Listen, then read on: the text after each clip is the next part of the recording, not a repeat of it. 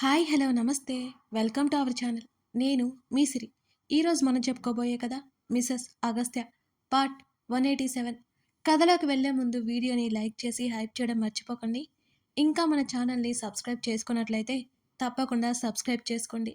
శ్రీధ ఆనంద్ కిచెన్లో ఉన్నారు కదా. చందన ఊపిరి బిగబట్టి అలాగే ఫ్రిడ్జ్ డోర్ తీసి పట్టుకుంది. ఏంట్రా అని అడిగాడు ఆనంద్. ప్లీజ్ డాడీ చెప్పండి అంది శ్రీధ. నువ్వు అడుగుతున్న ప్రశ్న కరెక్ట్ కాదు, ఇంకేం చెప్పాలి నేను? ఆనంద్ అన్నాడు. నో నో నో, నేను కరెక్ట్గానే అడుగుతున్నాను డాడీ. చెప్పండి, ఇద్దరిలో మీకు ఎవరిష్టం అని శ్రీధ మళ్ళీ అడిగింది. ఖచ్చితంగా శ్రీధ తల్లినే ఆయనకిష్టం. నిన్న కాకుండా మొన్నొచ్చిన తన మీద అంత ఇష్టం ఎందుకుంటుంది? చందన మనసులో అనుకుంది. కానీ స్వార్థం, తనంటే కూడా ఇష్టమే చెప్పాలనే స్వార్థం ఆమెలో ఎక్కువైంది. ఇద్దరు అన్నాడు. చందన ఆలోచిస్తుండగానే ఆనంద్ చెప్పాడు. చందన ఊహించలేదు అలా చెప్తాడని. లేదు డాడీ, మీరు అబద్ధం చెప్తున్నారు. ఎవరో ఒకరి మీదే కొంచెం అంటే కొంచెమైనా ఎక్కువ ఇష్టం ఉంటుంది. శ్రీధ పట్టుబట్టింది. నువ్వు అడిగిన క్వశ్చన్ సరిగ్గా లేదు శ్రీధ. ఎవరి మీద ఎక్కువ ప్రేమ ఉందా అని అడుగుతున్నావా అని నవ్వి, అన్ని బంధాల్లో ఎవరి ఎక్కువని ఎలా చెప్పగలరు బేబీ? కానీ అన్నిటికంటే తన కోసం వచ్చిన భార్య లేక తన కోసం వచ్చిన భర్తనే వారికి ఎక్కువ. ఇది నిజం కాదంటావా? ఎవరికో తప్ప మిగతా అందరికీ ఇదే ఫీలింగ్ ఉంటుంది. ఒక తల్లి కూడా అంతే. పిల్లల మీద ఎంత ప్రేమైనా ఉండని, కానీ ఆ భర్త మీదే ఒక రవ్వ ఎక్కువే ఉంటుంది. అలాగే భర్తకి కూడా అంతే, భార్య మీద ఎంత ప్రేమ ఉంటుంది. ఇప్పుడు నాలో సగం అయిపోయినా ఆ ఇద్దరూ నాకు ఎక్కువే. ఎవరి స్థానం వాళ్ళదే అని ఆనంద్ చెప్పాడు. శ్రీధ గట్టిగా ఊపిరి తీసుకుంది తండ్రి సమాధానానికి. శ్రీధ స్థానంలో ఇంకెవరైనా ఉన్నా ఆనంద్ని తప్పుపడతారు. తన తల్లి గొప్ప అని వాదిస్తారు. శ్రీధ కాబట్టి తండ్రి మాటలను బాగా అర్థం చేసుకుంది. తన కూతురే ఆలోచనలు ఏంటో తెలిసి ఆనంద్ వివరించాడు. వెంటనే గబుక్కున ఫ్రిడ్జ్ డోర్ వేసి చందన వెనుదిరిగింది. ఆ శబ్దానికి ఆనంద్ ఉలిక్కిపడ్డట్టు వెనక్కి తిరిగి చూశాడు. చందన కన్నీళ్లు వస్తుంటే గబగబా అక్క దాటుకుని గదిలోకి వెళ్ళిపోయింది. చందన వచ్చిన సంగతి తెలుసు శ్రీధకి, కాబట్టి మౌనంగానే ఉంది. చందన అటు వస్తున్న ఆమె నీడనే చెప్పింది. తన తండ్రి మనసులో ఆవిడ స్థానం ఏంటో బయట పెట్టించాలని శ్రీధ ఉద్దేశం. తన తండ్రి గురించి తనకు తెలుసు, అందుకే ధైర్యం చేసి అడిగింది శ్రీధ. చందన వింటుందని తెలిసే ఆనంద్ బాగా కలవరపడ్డాడు. డాడీ, ఇది నేను ఆపేస్తాను, మీరు వెళ్ళి అలా కూర్చోండి. ఆ విషయాలు పెద్దగా పట్టించుకున్నట్టే ఒకవైపు గమనిస్తూనే అంది శ్రీధ. ఆనంద్ ఒక క్షణం కూడా అక్కడ ఆగకుండా చందన కోసం వెళ్ళిపోయాడు. వెళ్తున్న తండ్రి వైపు చూస్తుండగానే శ్రీధ కళ్ళు నవ్వాయి. కొన్ని క్షణాలు నిశ్శబ్దంగా అయిపోయింది శ్రీధ. శ్రీధకి తెలుసు, ఖచ్చితంగా తన తండ్రికి తన తల్లి అంటే ఎంత ప్రేమో, అలాగే చందనకి ఎంత గొప్ప స్థానం ఇచ్చాడో కూడా తెలుసు. తన తండ్రి ఎప్పుడు ఇద్దరిని వేరు చేయలేడు కూడా. ఇప్పుడు ఆయన ఏమైనా చెప్పడానికైనా ఎబ్బెట్టుగా ఆలోచిస్తాడు. తన తండ్రిని చందన అర్థం చేసుకోవాలి. ఆమె ప్రేమ ఇదివరకే ప్రూవ్ అయిపోయింది. కానీ తన తండ్రి విషయంలో అలా కాదుగా. అంత విలువ చందనకి ఇస్తున్నట్టు ఆమెకు కూడా తెలియాలి కదా. తృప్తిగా శ్రీధకి ఉంది ఇప్పుడు. నైట్ పార్టీ అంటూ తన దగ్గర ఉన్న డ్రెస్సులన్నీ తిరగేసింది రచన. తన దగ్గర అన్ని చుడిదార్లే ఉన్నాయి. ఒక చీర ఉంది. తల్లి బలవంతంగా ఆ చీరని పెట్టింది. అది black sari, designer wear sari. అక్కడక్కడ వైలెట్ కలర్ పువ్వులు, చాలా చిన్న చిన్న పువ్వులున్నాయి. కానీ అది బ్లాక్ శారీలాగా కనిపిస్తుంది. ఇది కట్టుకోవాలా లేక చుడిదార్ వేసుకుంటే ఏమవుతుంది ఆలోచిస్తూనే తల్లికి కాల్ చేసింది రచన. చెప్పరా అన్నది ఆవిడ. ఆశ్రమంలో ఉన్నావా అమ్మా అని అడిగింది. ఆ అవును. ఏమైంది, అంతా బాగానే ఉందా? నువ్వేం కంగారు పడకు, ఒక చిన్న సలహా కావాలి. మా ప్రాజెక్ట్ డీల్ సక్సెస్ అయినందుకు పార్టీ ఉంటుంది సాయంత్రం. కానీ నా దగ్గర పార్టీ వేర్ డ్రెస్లే లేవుగా అని రచన చెప్తుంటే, నువ్వు నా మాట విన్నావా అసలు? తీసుకో అంటే వింటే కదా నువ్వు. తల్లి మాటలకు నీరసంగా ముఖం పెట్టుకుంది రచన. ఆ డ్రెస్సుల కాస్ట్ ఎంత ఉంటుందో తనకు తెలుసు. తను అందంగా ఉండాలని తన తల్లి అనుకుంటుంది. కానీ తనేమో అంత రేటు పెట్టి కొనే బదులు దానికి 4 డ్రెస్సులు కొనుక్కోవచ్చని ఆమె ఆలోచనలో ఉండేది ఎప్పుడు. సరే, ఇప్పుడేం చేద్దామమ్మా అని అడిగింది రచన కాసేపటికి. నన్నడిగితే నేనేం చేయాలి? ఏదో ఒకటి వెళ్ళి కొనుక్కో. ప్రతిసారి ఆ రేటు ఈ రేటు అని చూడకు. అంత పెద్ద కంపెనీలో జాబ్ చేస్తున్నందుకు కొనుక్కోమ్మా. చూడ్డానికి బాగోదుగా ఆవిడ నచ్చ చెప్పింది. సాయంత్రమే పార్టీ. ఇప్పటికిప్పుడు నేను వెళ్ళి ఎలా తీసుకోను? అసలే ఇక్కడ నాకేం తెలియదు. ఒక్కదాన్ని వెళ్ళలేను. చీరుందిగా అది కట్టుకుంటానులే. ఆ! ఆ పని చెయ్యి. స్పెషల్‌గా కనిపిస్తావు. తల్లి మాటల్లో ఉత్సాహం గమనించి రచన నవ్వుకుంది. కానీ చీర కట్టుకుంటే ఎలాగో చూస్తారేమో నన్ను అన్నది రచన. లేదులేవే అది మోడ్రన్ శారీ. కావాలంటే సరిగ్గా ఓపెన్ చేసి చూడు. బ్లౌజ్ కూడా బాగా కుట్టించాను అని అన్నది. అవునా? నేను చూసుకోలేదు. అది తీసుకొచ్చి సంవత్సరం అయిపోయిందిగా. నువ్వేమో ఇంకా చూసుకోలేదంటున్నావు చూడు. ఇక నిన్ను ఏమనాలి? తల్లి కోపంగా అంటుంటే గట్టిగా నవ్వేసి, నేనక్కడికి వచ్చాక షాపింగ్‌కెళ్దాంలే. నీకు నచ్చినవి తీసుకుంటాను. ఇప్పుడైతే ఇది కట్టేసుకుంటానులే అంటూ అదే నవ్వుతో చెప్పింది రచన. సరే ఎప్పుడొస్తున్నావు మరి? అని ఆవిడ అడిగింది. రేపు నైట్ ఫ్లైట్ ఉందంట. మిడ్‌నైట్ వస్తాను. ఆఫీస్ క్యాబ్‌లోనే ఇంటి వరకు డ్రాప్ చేస్తారు. నువ్వేం టెన్షన్ పడకు. తల్లికి సర్ది చెప్పింది. అలాగే జాగ్రత్త. కాల్ కట్ చేసింది ఆవిడ. కావాల్సినవి తీసి పెట్టుకుని ఇంకా టైం ఉండడంతో కాసేపు బెడ్ మీద వాలి కళ్ళు మూసుకుంది రచన. శ్రీధ మరోసారి కాల్ చేసింది అగస్త్యకి. అతనికి అర్థమైంది ఆమె వంట మీద ప్రయోగం చేస్తుందని. కానీ చాలా మామూలుగా అతను ఇంటికొచ్చేశాడు. రమణమ్మ పాపను కిడ్స్ రూమ్‌లో ఆడిస్తుంటే శ్రీధ గదిలోకి వెళ్ళి ఫేస్ వాష్ చేసుకుంది. హాల్‌లో ఎవరూ కనిపించకపోవడంతో సరాసరి మెట్లెక్కి శ్రీధ గదిలోకి వెళ్ళాడు అగస్త్య. ఆ వేడికి ఏసీ వేసుకుని ఆరాంగా కూర్చుని తలుపు తెరిచిన శబ్దం రావడంతో తల ఎత్తి చూసింది శ్రీధ. ఎదురుగా తన పతి కనిపించగానే ఆమె ముఖం విచ్చుకుంది. అతను వస్తూనే కోట్ తీసి సోఫాలో పడేసి టై లూజ్ చేసుకుంటూ వచ్చాడు. సరాసరి వాష్రూంలోకి వెళ్ళి ఫేస్ వాష్ చేసుకుని ముఖం తుడుచుకుంటూ ఆమె దగ్గరికొచ్చాడు. రావనుకున్నాను. వస్తాడని తెలిసి కూడా కావాలని అన్నది శ్రీధ. సరే అయితే వెళ్ళిపోమంటావా? అగస్త్య అడిగాడు. అతనలా అడుగుతుంటే ఈ వెటకారం తగ్గదు బాబు నీకు అని మూతి తిప్పింది శ్రీధ. ఆమె ముంజేతిని పట్టి మీదకి లాక్కున్నాడు అగస్త్య. ఫ్రెంచ్ కిస్ ఇస్తా అన్నావ్ అని అన్నాడు. ఇక్కడ కాదు. నీ కూతురు రయ్యిన వస్తుంది. అతన్ని ఇంకాస్త కవ్విస్తూ అతని చెంప మీద వేలితో రాసింది శ్రీధ. డోర్ లాక్ చేశా అన్నాడు. కనిపించవు గాని అన్నది శ్రీధ. హా గాని? ఏం లేదులే మాట మార్చింది.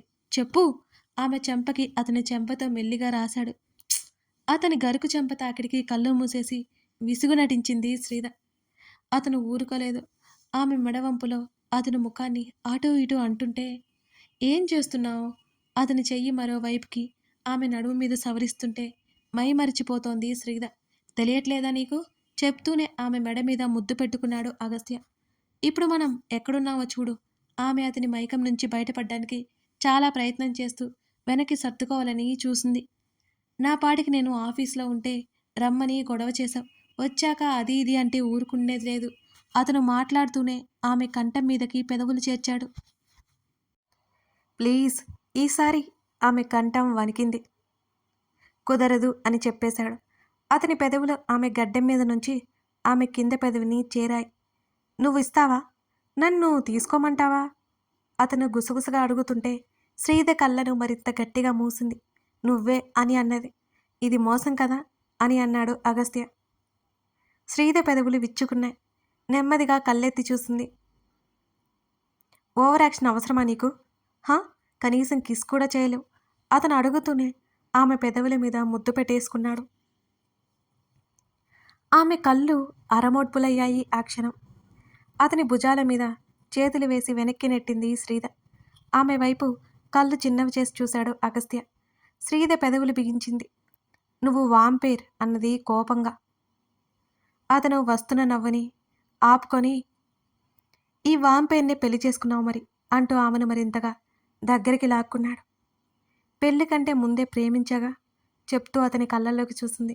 అతని పెదవులు సన్నగా విచ్చుకున్నాయి. నెమ్మదిగా అతని మెడ చుట్టూ చేతులు వేసి నీకో విషయం చెప్పనా? అతని చెవిలో గుసగుసగా అన్నది శ్రీధ. ఏంటది? ఆమె వైపు తిరగబోతూ అడుగుతుంటే తిరగనివ్వలేదు. నెమ్మదిగా అతని ఇంకో మెడ మీద ముద్దు పెట్టుకుంది. అతని కళ్ళు మూసుకుపోయాయి. సీక్రెట్ అన్నాక ఎలా చెప్తాను? శ్రీధ గలగల నవ్వేసింది. వెంటనే ఆమె తల పట్టుకుని దగ్గరికి లాక్కున్నాడు. మరోసారి ముద్దు పెట్టుకోబోతుంటే తలుపు బాదిన చప్పుడు వినిపించింది. వెంటనే ఎగిరి బెడ్ మీద పడిపోయింది శ్రీధ. అగస్త్య లేచి వెళ్ళి తలుపు తెరిచాడు. శ్రీధ బయటికి చూస్తోంది.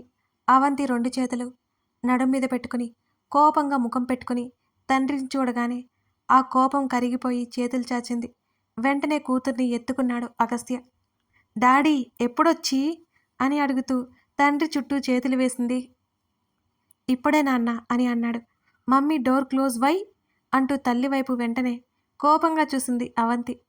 ఓర్ని, మీ డాడీతో అంత స్వీట్గా మాట్లాడి నన్నేంటి అలా ఉరిమి చూస్తావు రాక్షసి. శ్రీద పళ్ళు నూరింది. అగస్త్య నవ్వుతూ బేబీ లంచ్ చేద్దామా అని అడిగాడు. అలాగే అన్నట్టు తల ఊపింది అవంతి కూడా. శ్రీధని చూశాడు. మీరు వెళ్ళండి, నేను వస్తాను అంటూ అతనికి సైగ చేసింది శ్రీధ. అతను నవ్వుకుంటూ అక్కడి నుంచి వెళ్ళిపోయాడు. చెదిరిన జుత్తు సరిచేసుకుని ఫేస్ వాష్ చేసుకుని బయటకొచ్చింది శ్రీధ. ఆనంద్ గదిలోకి రాగానే చందనకు తెలుస్తున్నా ఆమె తల ఎత్తి చూడలేదు. ఆమె ముఖం బాగా ఎర్రగా కందిపోయి కనిపిస్తోంది. ఆమె పక్కనే కూర్చున్నాడు ఆనంద్. ఎందుకు ఏడుస్తున్నావు అని అడిగాడు. ఆమె చేతిని మృదువుగా అతను తన చేతుల్లోకి తీసుకున్నాడు. సారీ, చందన నెమ్మదిగా చెప్పింది అతన్నే చూస్తూ. దేనికి అని అడిగాడు. పొద్దున జరిగిన దానికి. ఏం జరిగింది? ఆ మాటకి తల ఎత్తి అతని వైపు చూసింది. నిజంగా మీకు గుర్తులేదా? నిజంగానే గుర్తులేదు. ఏం జరిగింది అని అడిగాడు. గొడవ. చందన చూపు తిప్పుకుంది నెమ్మదిగా చెప్తూ. అది గొడవ అని నేననుకోను. నీలాంటి తిక్క మనుషులు అలాగే ఉంటారు. నీ ఆరోగ్యం బాగాలేదని అనవసరంగా పెళ్లి చేసుకున్నానని అలా మాట్లాడితే కోపం వస్తుందా రాదా అని అన్నాడు ఆనంద్.